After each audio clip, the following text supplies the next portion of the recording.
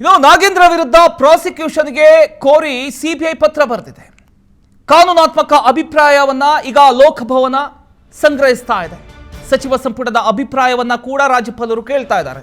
Prosecution ಅಗತ್ಯತೆ ಕುರಿತಾಗಿ ಸಂಪುಟದ ಅಭಿಪ್ರಾಯ ಜನಾರ್ದನ್ ರೆಡ್ಡಿ, ರೇಣುಕಾಚಾರ್ಯ ಬಗ್ಗೆಯೂ ಕೂಡ ಈಗ ಲೋಕಭವನ ಅಭಿಪ್ರಾಯವನ್ನ ಸಂಗ್ರಹಿಸ್ತಾ ಇದೆ. ಲೋಕಾಯುಕ್ತದಲ್ಲಿನ ಕೇಸ್ಗಳ ಬಗ್ಗೆ ಮಾಹಿತಿಯನ್ನ ಪಡ್ಕೊಳ್ತಾ ಇದೆ. ಸಚಿವ ಬಿ ನಾಗೇಂದ್ರ ವಿರುದ್ಧದ ಪ್ರಾಸಿಕ್ಯೂಷನ್ ವಿಚಾರ ಇದೀಗ ಮತ್ತೊಂದು ಹಂತಕ್ಕೆ ಹೋಗಿದೆ. ಸಿಬಿಐ ಈಗಾಗಲೇ ನಾಗೇಂದ್ರ ವಿರುದ್ಧ ಪ್ರಾಸಿಕ್ಯೂಷನ್ಗೆ ಅನುಮತಿ ನೀಡಬೇಕು ಅಂತ ರಾಜ್ಯಪಾಲರ ಕಚೇರಿಗೆ ಪತ್ರವನ್ನ ಬರೆದಿದೆ. ಅಂದ್ರೆ ನಾಗೇಂದ್ರ ವಿರುದ್ಧದ ಒಂದು ಪ್ರಕರಣದಲ್ಲಿ ಮುಂದಿನ ಕಾನೂನು ಕ್ರಮಕ್ಕೆ ರಾಜ್ಯಪಾಲರ ಒಂದು ಅನುಮತಿ ಬೇಕಾಗಿದೆ. ಇದೇ ಕಾರಣಕ್ಕೆ ಇದೀಗ ಎಲ್ಲರ ಕಣ್ಣು ಲೋಕಭವನದ ಮುಂದಿನ ನಿರ್ಧಾರದ ಮೇಲೆ ಈಗ ನೆಟ್ಟಿದೆ.